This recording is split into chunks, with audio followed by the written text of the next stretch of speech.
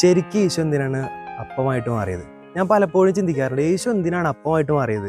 അതിനൊറ്റ ഉത്തരവുള്ളൂ, രണ്ടാമത്തെ ആഗമനം വരെ നമ്മോടൊത്തായിരിക്കുന്നതിന് വേണ്ടിയിട്ടാണ് ഈശോ അപ്പമായിട്ട് ഗോതമ്പപ്പത്തിൻ്റെ രൂപത്തിൽ എന്നും നമ്മുടെ ഓരോരുത്തരുടെയും ഹൃദയത്തിലേക്ക് എഴുന്നള്ളി വരുന്നത്. ശരിക്കും വിശുദ്ധ കുർബാനയിൽ ഈശോയുടെ ശരീരം അവിടെയുള്ള എല്ലാവർക്കും മുറിച്ച് നൽകുന്നു. ഈ മുറിച്ച് നൽകൽ നമ്മുടെ ഓരോരുത്തരുടെ കുടുംബത്തിൽ കൂടെ ഉണ്ടാകണമെന്ന് ഈ സുവിശേഷം നമ്മെ പ്രധാനമായിട്ടും ഓർമ്മിപ്പിക്കുന്നുണ്ട്. നമ്മൾ പലപ്പോഴും ഈ മുറിച്ച് നൽകലുകൾ നമ്മുടെ കുടുംബങ്ങളിലും സമൂഹത്തിൽ കാണാനായിട്ട് സാധിക്കും.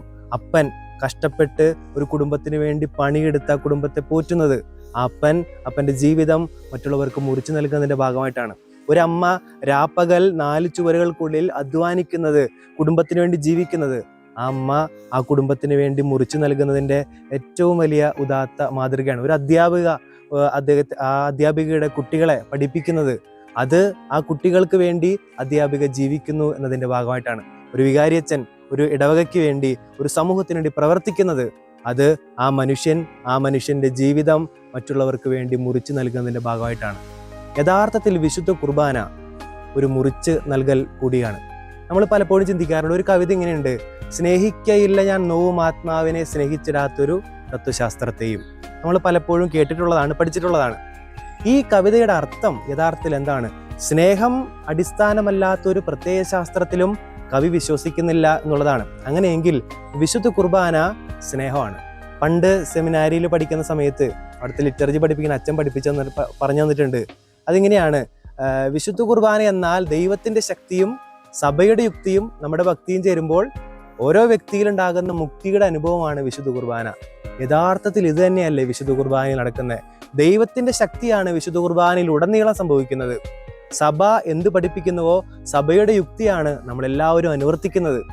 അതോടൊപ്പം തന്നെ നമ്മുടെ ഓരോരുത്തരുടെയും ജീവിതത്തിലുണ്ടാകുന്ന നമ്മുടെ ഭക്തി, അതാണ് വിശുദ്ധ കുർബാനയിൽ ഉണ്ടായിരിക്കേണ്ട മറ്റൊരു പ്രധാനപ്പെട്ട കാര്യം. ഈ 3 കാര്യങ്ങൾ, ദൈവത്തിൻ്റെ ശക്തിയും സഭയുടെ യുക്തിയും നമ്മുടെ ഭക്തിയും ചേരുമ്പോൾ ഒരു വ്യക്തിയിലുണ്ടാകുന്ന ഒരു മാറ്റത്തിൻ്റെ പേരാണ് യഥാർത്ഥത്തിൽ വിശുദ്ധ കുർബാന. ഈ വിശുദ്ധ കുർബാനയെ സ്നേഹിക്കാൻ പലപ്പോഴും യോഹന്നാന്റെ സുവിശേഷത്തിൽ നമ്മൾ കാണുന്നുണ്ട്: ഞാൻ ഇടയനാണ്, നല്ല ഇടയനാണ്, ഞാൻ മുന്തിരിച്ചെടിയും നിങ്ങൾ ശാഖകളുമാണ്. അങ്ങനെ പലതരത്തിലുള്ള ഞാൻ അതാകുന്നു എന്ന് യോഹന്നാൻ സുവിശേഷകൻ പ്രധാനമായിട്ട് ഈശോയെ പറ്റി പറയുന്നുണ്ട്. അതുപോലെ തന്നെ നമ്മൾ ഓരോരുത്തരും ഒരു വിശുദ്ധ കുർബാനയായിട്ട് മാറണം.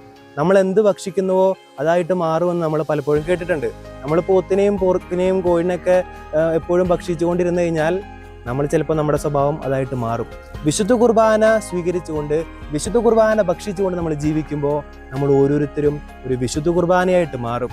മറ്റൊരു ക്രിസ്തുവായിട്ട് മാറാനല്ല നമ്മോട് പറയുന്നത്.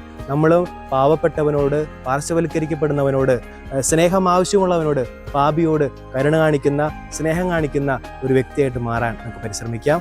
ദൈവം എല്ലാവരെയും സമൃദ്ധമായി അനുഗ്രഹിക്കട്ടെ. നമ്മുടെ കർത്താവ് ഈശോ മിശിഹായുടെ കൃപയും പിതാവായ ദൈവത്തിൻ്റെ സ്നേഹവും പരിശുദ്ധാത്മാവിൻ്റെ സഹവാസവും നമ്മെല്ലാവരോടും കൂടി ഉണ്ടായിരിക്കട്ടെ, ഇപ്പോഴും എപ്പോഴും എന്നേക്കും. ആമേൻ. ഈശോ മിശിഹായ്ക്ക് സ്തുതിയായിരിക്കട്ടെ.